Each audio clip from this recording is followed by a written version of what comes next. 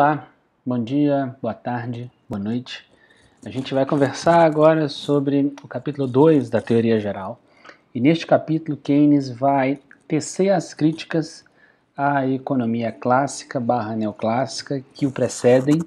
Tá? A gente já falou no vídeo sobre o capítulo 1, sobre o que é aquilo que Keynes entende como teoria clássica, que inclui Davi Ricardo em diante, portanto tem neoclássico aí quando ele está chamando de teoria clássica. Esse capítulo é relevante, ele exige um grau de abstração em determinados momentos elevado, e o que Keynes vai fazer aqui, não há outro termo a ser usado, é colocar por terra a teoria clássica, porque ele vai localizar, e nós veremos isso, um problema lógico e um problema factual, um problema empírico, histórico, em um dos postulados que sustentam a teoria clássica, tudo bem? Então, quando Keynes faz isso, ele coloca por terra a teoria clássica, o que abre espaço para que ele possa, portanto, desenvolver a teoria dele. Tudo bem? Então é esse o percurso que a gente vai fazer aqui agora. E a gente vai localizar muito da crítica de Keynes, não muito, mas toda a crítica de Keynes, a forma pela qual a teoria clássica está aqui, a maneira pela qual a economia clássica estrutura o mercado de trabalho, tudo bem? Então, a teoria clássica, vocês verão, e vocês já devem ter ouvido muito falar isso, ela sempre está no nível de pleno emprego, Então, a economia clássica, a todo tempo, assume o nível de pleno emprego, o que, portanto, implica que nós tenhamos o nível de produto também máximo. Por quê? Porque uma vez que se disponibilizaram os trabalhadores para produzirem determinado Y, e vocês sabem que Y significa, na nossa legenda, o nível de produto, então Y é o nível de produto, desculpem, e todo produto da economia vai para o bolso de alguém, de forma que Y também é a renda, enquanto que N, vocês já sabem, é o emprego, na nossa legenda, W serão salários, e nós chamaremos os salários R, quando eu colocar R aqui como um subscrito, é um salário real, e N é um salário nominal. E aqui também eu vou colocar para vocês uma outra letrinha que usaremos, QS ou QD. Isso daqui vai significar demanda, se for o QD, e significará oferta, se for QS, mas para mercado específico. Então, por exemplo, produto é oferta. Vocês já sabem disso, todo mundo produz bens e serviços para vender, só que aqui é um produto agregado. Quando eu for para o QS, QD, é de algum mercado específico, por exemplo, o mercado de trabalho, tudo bem? Então, a teoria clássica, a economia clássica, parte de um nível de emprego máximo. A gente vai entender daqui a pouquinho por que esse nível de emprego do qual parte a economia clássica é o máximo. Mas se o nível de emprego é máximo, eu estava contando isso para vocês, o produto da economia também o será. Por quê? Porque é o emprego que gera o produto. Se o emprego é máximo, o produto é dado, ele está no seu nível máximo também. E uma vez que a economia clássica parte disso, ela não é efetivamente uma economia que explique o volume de emprego e produto. Ela explica, uma vez produzido este produto, como é que nós temos a repartição, ou a mesma coisa em outros termos, a distribuição deste produto. Não se pode produzir mais porque o nível de emprego já está determinado. E o que é repartição disso? Essa repartição pode ser feita, olha aqui, em diferentes usos. Quais são os usos que nós temos numa economia fechada e sem governo? Ou o uso é para consumo, ou o uso é para investimento. Então, se a gente soma consumo, que está aqui, com investimento, que está aqui, a gente vê o uso de determinado produto em termos de bens e serviços. Tá? O que mais que nós temos? Nós temos também a remuneração dos fatores envolvidos na produção. Então vejam aqui, olha, a gente fez, vou pegar até daqui, tá? A gente fez determinada produção e essa produção envolveu o quê? Capital e trabalho, tá? K, capital, L, trabalho. O K vai receber, por ter participado da produção, a sua renda. Qual é a sua renda? R, tá? O custo do capital, tudo bem? O trabalho, tá? Me perdoem ter tossido. O trabalho vai receber a sua renda. Qual é? O salário, que está aqui, ó. Logo, o que a teoria clássica vai explicar é como o capital, tá, vai receber a sua remuneração vis-à-vis o trabalho receber a remuneração dele. Além disso, a gente vai ter, por toda a relação de oferta versus demanda nos diversos mercados, tá, os preços relativos dos diversos bens e serviços. Então isso daqui é a aula de microeconomia que vocês estão acostumados a receber.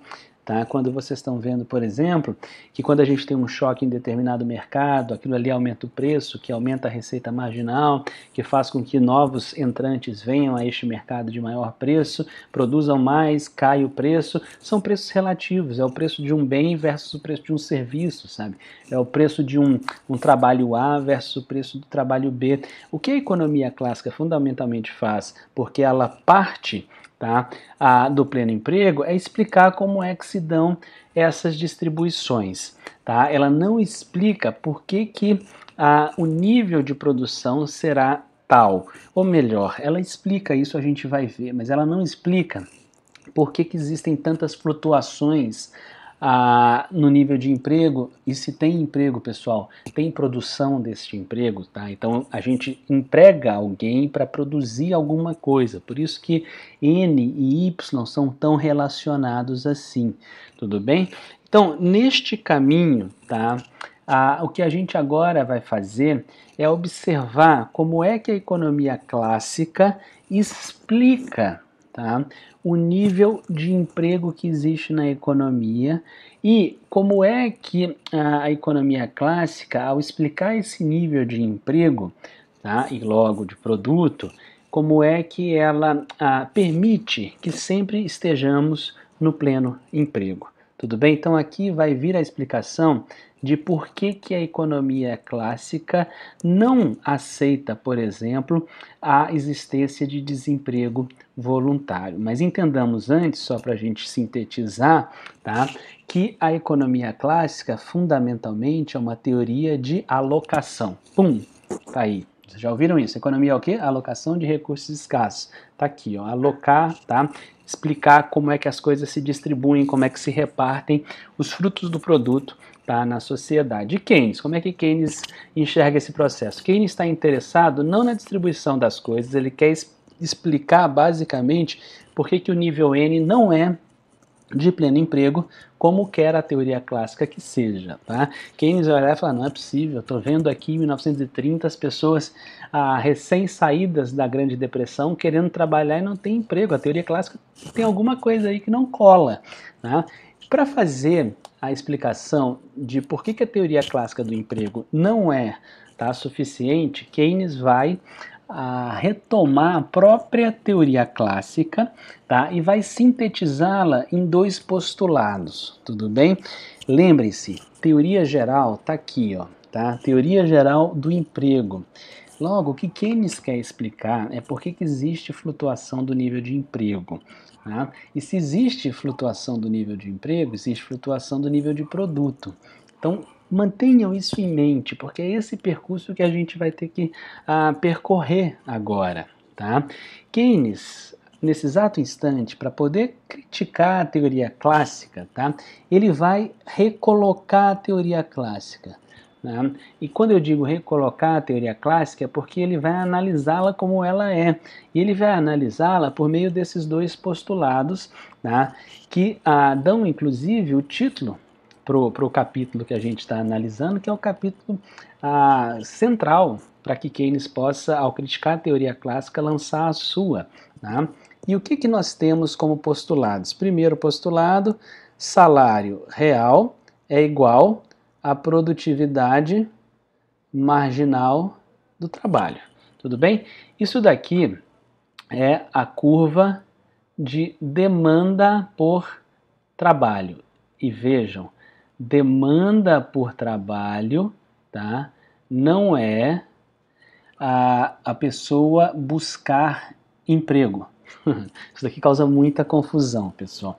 Demanda por trabalho é o empresário contratar o trabalhador. Isto é a demanda por trabalho. Tudo bem?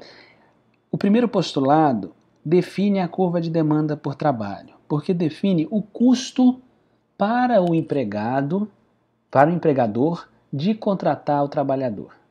Entendam, se o salário marginal é igual, tá? Se o salário real é igual ao produto marginal do trabalho, a produtividade marginal do trabalho, isso significa a parte do produto que não vai parar na mão do empresário. A parte do produto que ele colocou em marcha, tá? Que não vai parar na sua mão, é o custo que ele tem. E qual é essa parte? É o salário real do trabalhador. Então, a lógica colocada aqui é a de que o salário real é igual à produtividade marginal do trabalhador, isto é a parte do produto que, em última instância, cabe ao trabalhador e não ao empresário. Por isso que isso daqui define o custo que o empresário tem, né? E, desta forma, definirá a demanda, tá, por trabalhadores que a empresa, que o empresário fará.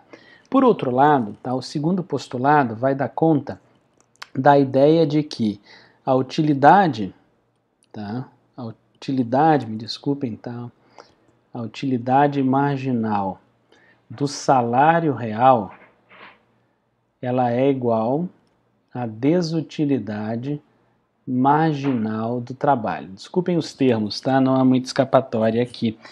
Então me desculpe a letra horrorosa, eu não sou um cara bom para usar a lousa digital, eu não tenho muita destreza. Tá? Vejam só, o que desutilidade marginal do trabalho quer dizer? Palavra difícil, né? Ela quer dizer o desprazer que é trabalhar. Então, na teoria clássica, tá, a lógica é que a gente passe pelo processo de trabalho, enfrentando-o por ser ele um desprazer, tá, a bem de termos alguma utilidade. Se a gente pegar o livro do Mankiw, de Introdução à Economia, isso daqui vai estar resumido naquele primeiro princípio dizendo que as pessoas enfrentam trade-offs. Tá? E o segundo também, que diz que o custo de obter alguma coisa é aquilo que diz isso para poder obter a coisa que eu quero. Então, o que eu quero aqui? Tá? Utilidade. O que eu enfrento? O desprazer do trabalho. Por que eu trabalho?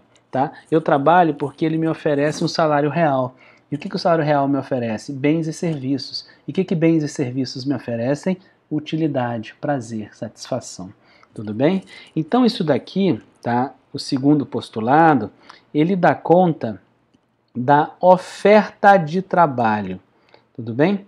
E oferta de trabalho quer dizer, basicamente, não é a oferta de emprego, é o trabalhador ofertar sua mão de obra, é a pessoa se disponibilizar ao trabalho, ela fala, agora eu quero trabalhar, estou aqui disponível, tudo bem? Isso significa oferta de trabalho. Oferta de emprego quem faz é a empresa, é quem contrata. Portanto, separe emprego de trabalho, porque no jargão popular a gente mistura essas coisas. Voltando, tá? Vejam, se é o trabalhador que olha para determinado, tá, valor de salário real e decide se aquilo ali paga ou não o desprazer de trabalhar, quem decide se vai trabalhar ou não é quem? O trabalhador. É ele que aceita em primeira e última instância, é ele que aceita pelo todo determinado salário real como sendo motivador de ingresso no mercado de trabalho. Logo, se ele vê determinado salário real e não o topa, não o quer, ele é que decide se está trabalhando ou não. Logo, é ele que decide, o trabalhador, o volume de emprego que vai ser definido na economia. Além disso, trabalhador, vejamos, ele oferta, tá, a sua capacidade de trabalho. A gente só oferta capacidade de trabalho para produzir. Então, quando o trabalhador, eu, por exemplo, vocês, ofertam a capacidade de trabalho, vocês ofertam para produzir. Logo, vocês geram o quê? Oferta de produtos. A economia é dinamizada pelo lado da oferta. É daqui que parte isso tudo. Beleza? Segundo, tá? Primeiro ponto é esse, economia dinâmica pelo lado da oferta. Segundo ponto, vocês, na lógica clássica, só se dispõem a trabalhar para poder demandar, tá, bens e serviços que lhes tragam o quê? Utilidade, satisfação. Quando você se dispõe a trabalhar, você trabalha para ofertar bens e serviços. Produto da economia é oferta. Logo, se vocês trabalham para produzir algo e ofertarem algo, tá? E vocês só trabalham porque querem demandar bens e serviços, logo, quando vocês fazem uma oferta de trabalho, vai gerar uma oferta de produto, porque vocês querem demandar produtos para serem felizes. Oferta gera a sua própria demanda. Lei de Sé. Isso daqui é a lei de Sé. Tudo bem? Voltem o vídeo quantas vezes forem necessárias, mas entendam, a lei de Sé não é um postulado, a lei de Sé é uma decorrência, é uma conclusão, é um ponto de chegada. Tudo bem? Economia pelo lado da oferta, tá? Toda oferta gera sua demanda. Aqui vocês têm a explicação de onde isso vem na economia, tá? Não cai do céu, tem uma lógica por trás. Lógica essa que vocês agora sabem, tá? Espero eu, tô torcendo aqui, reproduzir, não entendeu? Voltem o vídeo quantas vezes forem necessárias, tá? Vocês conseguem chegar a essa conclusão, não precisam de mim para poder chegar nisso daí. Keynes vai olhar isso daqui, portanto, e a conclusão é óbvia, né? Vejam aqui, o lado da demanda por trabalho. Quem é que define? Tá? O lado da demanda por trabalho é o salário real. O lado da oferta de trabalho, quem é que define? O salário real. Se os dois lados são definidos pela mesma coisa, equilíbrio. Tá? Então o mundo clássico está aqui desenhado. Keynes vai olhar para isso daí e vai falar, maravilha, agora então vamos analisar esses dois postulados. O primeiro é lógica e factualmente correto, isto é, está correto na lógica e está correto na experiência concreta do que a gente vive. Tá? Aquilo que cabe ao trabalhador, o produto marginal dele, tá, ou da ação, a produtividade marginal do trabalho dele, é o salário dele, é o custo do empresário de empregar o trabalhador. Ponto, não tem o que a gente falar aqui. De um PIB de 10, se 5 tá, são salário, isso significa basicamente do produto a parte que é o salário das pessoas. Ponto. Isso daqui exige que vocês saibam sempre a relação entre produto, renda e demanda. Tá? Tem vários conceitos de economia que vão vir aqui o tempo todo e o importante é que vocês daqui partam para esses conceitos. Tudo bem? Economia, teoria, ciência, conhecimento sempre é como um dicionário. A gente vai juntando as palavras para poder formar frases. Tá? Então, muita coisa aqui que a gente está conversando vem de eu já assumir que vocês ou já tiveram contato com isso ou vocês têm capacidade de ir lá e resolver esse contato, caso não tenham tido até agora. Então, o que a gente está falando aqui no primeiro postulado é basicamente a relação entre produto e renda. Tudo bem? O volume de produto é exatamente igual ao volume da renda, porque o produto que é gerado não fica flutuando, ele vai para o bolso das pessoas. Aquela parte que cabe ao trabalhador, tá, é o produto marginal dele. Tudo bem? Segundo postulado, agora sim. Sob esse segundo postulado, Keynes tem duas críticas. Vejamos, tá? A teoria neoclássica de fronteira na época de Keynes era a teoria construída por um carinha que chama Pigou, tá? Keynes vai falar muito desse tal de Pigou. Eu sei que isso daqui está ininteligível, tudo bem? Estou tendo dificuldades aqui com a minha lousinha, tá? Mas isso é só para guiar o raciocínio de vocês. Então eu vou digitar que é mais fácil do que aquela gambiarra ali, tá?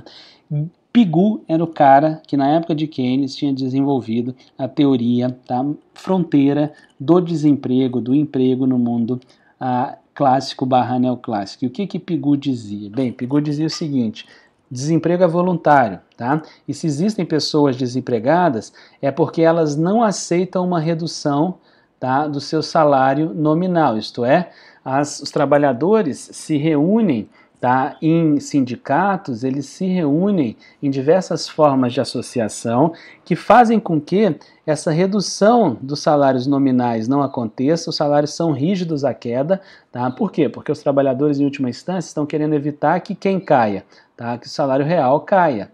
Então, como os trabalhadores querem evitar isso daqui, porque uma queda de salário real significaria um aumento da desutilidade do trabalho, o trabalho é um desprazer maior que nem o salário real paga, como os trabalhadores querem evitar isso daqui, eles mantêm constante, tá, o seu salário nominal, o que impede, portanto, que os empresários contratem-nos. Tudo bem? Essa é a lógica. Logo, qual que é a solução para a PIGU para acabar com o desemprego voluntário? Voluntário. Desemprego involuntário não existe ainda, tá? Então, qual é a lógica de PIGU para acabar com o desemprego voluntário? Os trabalhadores aceitarem salários menores. Tudo bem? Salários nominais menores que vão definir, em última instância, salários reais menores, isto é, salários gravados no contrato de trabalho menor que comprem menos bens e serviços. Salário real é o que compra menos bens e serviços quando ele é diminuído.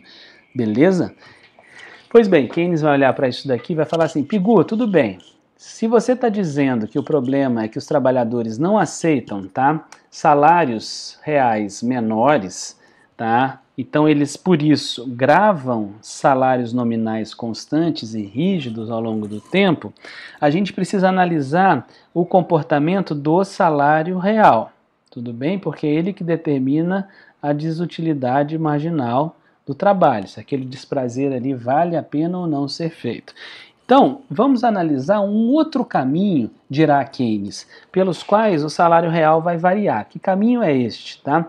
Vamos manter o salário nominal constante, tá? Como você disse, PIGU, que acontece.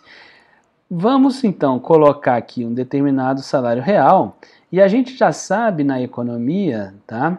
Isso daqui também é algo que exige que vocês conheçam previamente, que o salário real é um determinado salário nominal, tá? Dividido pelo nível de preço, tudo bem? Então, P na economia é preço. Na nossa legenda entrou mais uma variável. Logo, percebam, se a gente tem um salário nominal X, esse salário nominal está colocado sobre o nível de preço, tá? Isso daqui me dá um determinado salário real. E esse salário real é o que vai definir todo o processo aqui de equilíbrio do mercado de trabalho. Tudo bem? Tá aqui, ó. Aqui a gente já tinha visto lá atrás. Então, Keynes vai falar o seguinte, PIGU, mantém isso daqui constante, como você está reclamando, mas agora olha para a realidade, né? Na realidade, os preços variam o tempo todo. E toda vez que os preços variam, o salário real varia. E segundo a sua lógica, PIGU, dirá Keynes, toda vez que o salário real variar, quem que tem que variar? A oferta de trabalho. Logo, PIGU, é isso daqui que você está me dizendo, ó. Tá? Toda vez que o salário real varia, tá? A oferta de trabalho tem que variar, porque quando o salário real varia, a utilidade marginal, tá, de determinado salário muda e a desutilidade naturalmente também muda. Tudo bem? Mas olha só, PIGU, dirá Keynes. Quando os preços variam na economia, a gente vê, tá, as pessoas desistindo do trabalho e parando de ofertar sua mão de obra. Os preços variam todo dia. Vocês veem as pessoas deixando de trabalhar todo dia ou remarcando seus salários todo dia porque os preços variaram? Não. A teoria clássica, dirá Keynes, é incapaz de explicar o comportamento do mercado de trabalho quando a gente tem variação de nível de preço. Porque quando varia o nível de preço para dado constante salário nominal, o salário real varia. E se o salário real varia, a teoria clássica diz que a oferta de trabalho também precisa variar. Mas olha para a realidade, os preços variam? Variam. Quando os preços variam, o salário nominal constante implica um salário real menor ou diferente. Se tiver deflação, aumenta o salário real. Tudo bem? Mas vamos para o caso comum, inflação. Dado o salário nominal, maior nível de preço reduz o salário real. A gente vê as pessoas recontratando-se, tá, saindo de um trabalho e indo para outro, a gente vê as pessoas desistindo de trabalhar, a gente vê oscilação na população economicamente ativa todo dia quando o preço muda de alguma coisa, que é da cesta de consumo do trabalhador? Não. A teoria clássica, dirá Keynes, é incapaz de explicar movimentos no mercado de trabalho que decorram de variação de preço. Como, tá? Pigou dizia que tudo depende do salário real, a gente tem que olhar todas as formas pelas quais o salário real movimenta.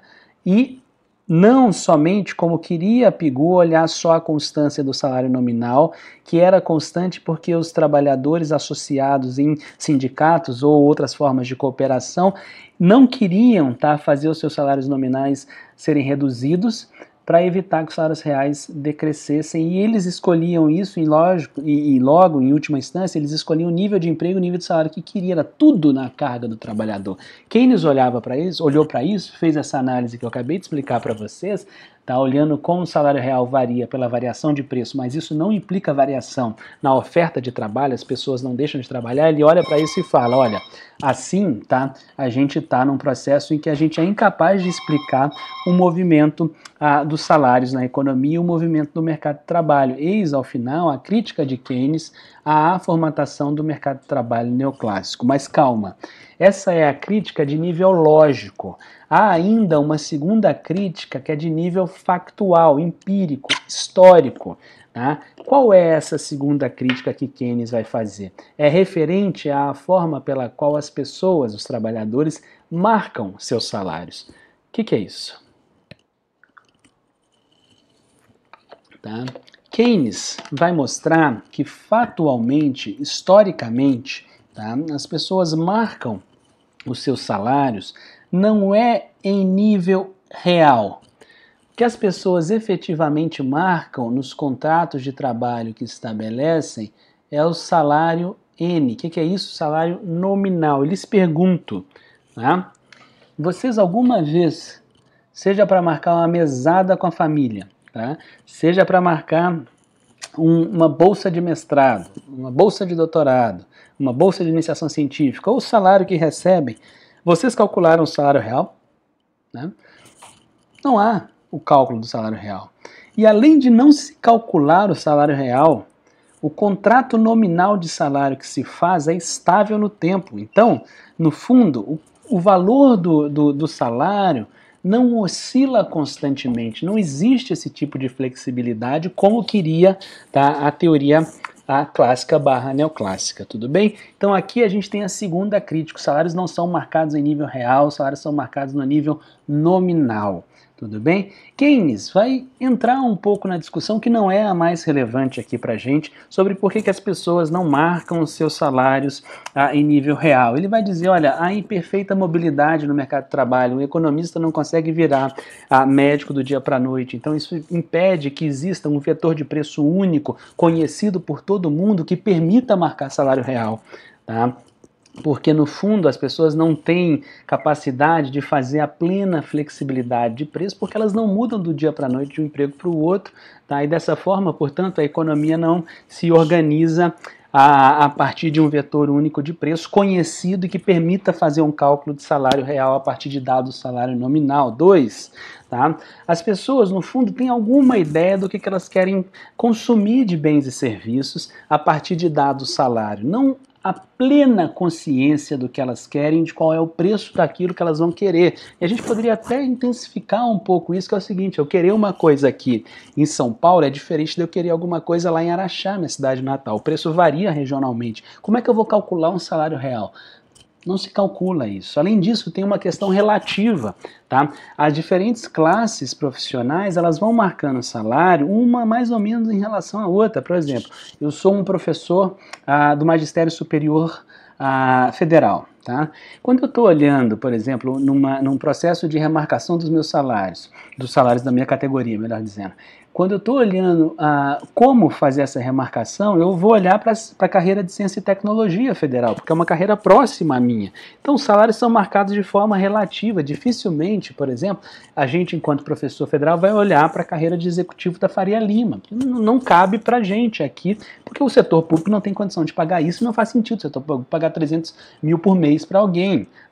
Então, a definição de salário ela é mais ou menos relativa nas categorias. Ela não é uma marcação de salário real específico e absoluto, como queriam os clássicos / neoclássicos. E por fim, mais importante, o trabalhador não marca seu salário. O trabalhador barganha um determinado salário.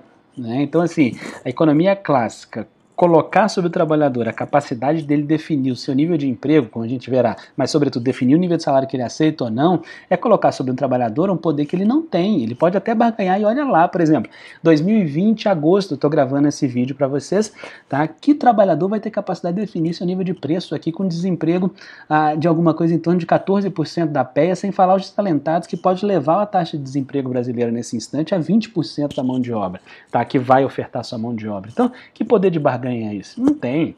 Tá? Se existe esse poder de barganha, não tinha salário mínimo definido. Tá? Então, basicamente, Keynes aqui faz uma discussão, isso aqui é paralela, é só para a gente colocar conteúdo informativo, mas ele vai fazer uma discussão que diz, olha, no fundo, tá, é impossível marcar o salário real, e de fato é impraticável marcar o salário real como querem os clássicos / neoclássicos. Desse jeito, no final das contas, a gente não tem um vetor de preço, o que eu estou chamando para isso aqui? Salário real. Salário é o preço do trabalho, tá? Que organize o mercado. E além disso, tá, a gente tem como segunda conclusão que o volume de emprego da sociedade não é definido pelo voluntarismo do trabalhador. Tá? Bem, o mundo neoclássico, nesse exato instante, vai sendo colocado por terra, porque Keynes, né, depois de mostrar que a gente não tem o salário real como o definidor, tá? Deixa eu só inverter aqui para vocês para ficar mais fácil. Keynes mostrou que a oferta de trabalho não decorre de determinado salário real que os trabalhadores querem. Keynes mostrou não se marca salário real e, além disso, o salário real varia todo dia e a oferta de trabalho não varia. Então tem um problema sério aqui na estipulação teórica neoclássica. Desse jeito, quando Keynes faz isso, ele deixa o mercado de trabalho neoclássico indeterminado. E ele vai dizer o seguinte para os neoclássicos, olha só, se vocês estão a fim de explicar o comportamento da oferta de trabalho, vocês vão precisar abrir muito o leque das variáveis explicativas, porque só o salário real não dá conta disso. Inclusive, variáveis não econômicas, como demografia, idade das pessoas, crescimento vegetativo, taxa de envelhecimento da população, tudo isso define a oferta de trabalho numa economia, não é o salário real. Logo, a economia clássica, vocês estão com um modelo indeterminado, porque se vocês não têm o mercado de trabalho, tá, explicado, vocês não têm um vetor de preço que organiza a economia como um todo. Tudo bem? Se a gente não tem, por exemplo, uma explicação em última instância de como se dá a determinação dos próprios salários reais na economia, a gente não tem a definição de um custo marginal para poder formar o ponto de equilíbrio com a receita marginal. Só para dar um exemplo de como é que esses mercados se concatenam, mas isso é aula de microeconomia, se quiserem, ou uma aula de macroeconomia de viés não keynesiana. Tudo bem?